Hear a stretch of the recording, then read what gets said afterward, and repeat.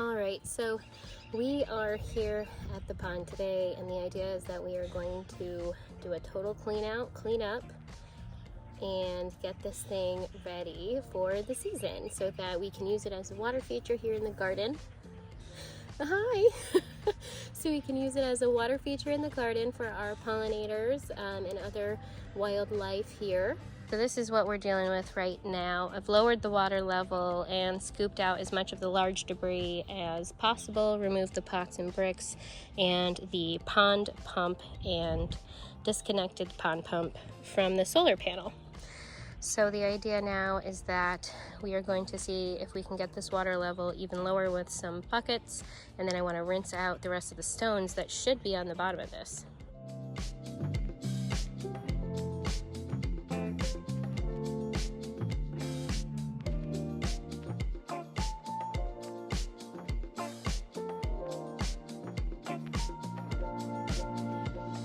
All right, this is as empty as I can get it, so what I'm going to do is add water in here, spray it up to break everything up, fill it back up, see if I can scoop out the rest of this larger debris, drain it down all over again, and we should be good.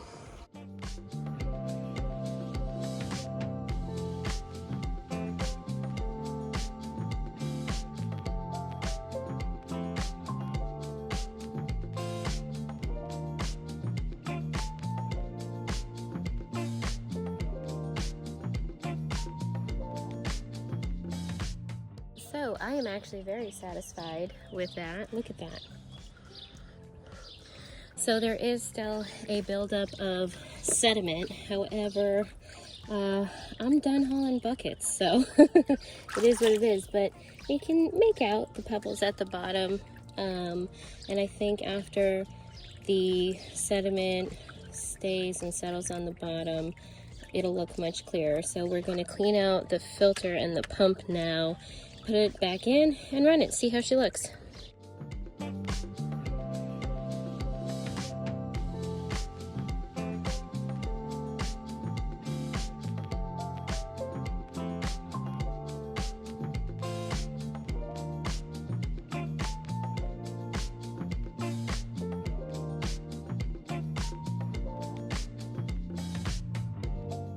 So we cleaned out the filter box, hooked up the solar pump. We're filling up the rest of the pond now, but I'm very pleased with that. I think that looks a lot better. The pond pump is running a lot smoother than it was before. All in all, it really is just looking like it's going to work. I don't need to empty out any more water. This is going to look even better once we get some pond plants in here. Maybe I'll even get a fish this year, who knows. Oh my gosh, I'm so sorry. You guys might be seeing entire videos with me in sunglasses these days. It's just so bright outside. So now that the pond is all cleaned up, what we're going to want to do is grab some pond plants. I'm going to get some water hyacinth from my local pond store, and then I want to hit the Lowe's or Home Depot and see if they have some of the plants that I'm going to be looking for to convert into pond plants. I'll show you what I mean in a second. So here we are now with my plant haul from my local Lowe's. They didn't have everything that I wanted, but we did get a good selection of plants. I'll go over them real quick with you now. So as an experimental variety, I ended up getting some impatiens. These are a beautiful pink bloom and can handle full sun. These are actually sun patiens. I did see on some forums that people had success nestling these into like a gravel or larger rock substrate and putting these in their ponds. So I figured we would experiment with these because I would love to have some flowers in the pond. That would be really cool. Next, in the back here, we ended up getting dwarf papyrus. I love that this year my Lowe's was selling it in smaller containers, whereas last year the dwarf papyrus was in a container twice the size for twice the amount of money. So I was able to pick this up for around $10 or $11, which was much more affordable for me, and I didn't end up getting that papyrus last year because it was like a $25 pot and I just couldn't convince myself. So this made this much more accessible to me.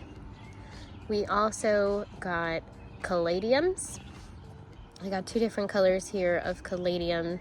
The reason we got the caladium was, again, I saw in a pond forum that people had success, and when I did some research, a lot of people grow these bare root in water anyway, so I think they'll adapt wonderfully to the pond life. Last but not least is the hypoestes or polka dot plant that I picked up. I think this is another experiment, but I have seen that people have been able to keep polka dot plant in water. The goal is to try and see if we can push the limits here on which plants we can have in our water garden. So I'm just going to pay attention to all these plants as we go through this process. We can expect some melting or some of the leaves to fade and then new growth to come on as they transition to being water plants versus terrestrial plants, so that's something to consider. After Lowe's, I stopped off at my local pond place, the Lily Pond Emporium, and picked up some pond-specific plants. We got a canna lily here. It's going to be a beautiful red bloom, and we also got an elephant ear that is called, drumroll please, Black Magic. I am so excited for this one. We also got the classic water hyacinth. It was 4 for $12, so I couldn't resist. Alrighty, we are back at the house and I have unloaded all of the plants. I put the pond plants temporarily in the pond for now. And I think now is a good time to kind of go through them and talk about each plant and what we can expect to get from it, the benefits in the garden. So this elephant ear called Black Magic is going to add some visual interest and drama to the pond while also offering height. The top of its leaves are going to be a landing pad for different types of beneficial insects in the garden, and those long stems leading down to the water are going to be essential for them to get access to the pond. The canna lily will also serve the same function as the alocasia. It will grow tall, it will provide a broadleaf structure for pollinators and other insects to land on. The only difference here, though, is that this will produce a beautiful red bloom, which will also work to attract pollinators. Water hyacinth is last. They are the quintessential pond plant. This floating plant spreads quickly, shooting off runners from the mother plant. It will provide a lot of beneficial shade and hiding places for nymph stage insects like the dragonfly's larvae.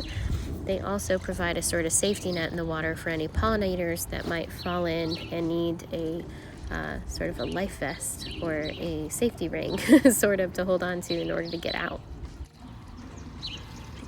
All right, here's the gang from Lowe's just hanging out in some water.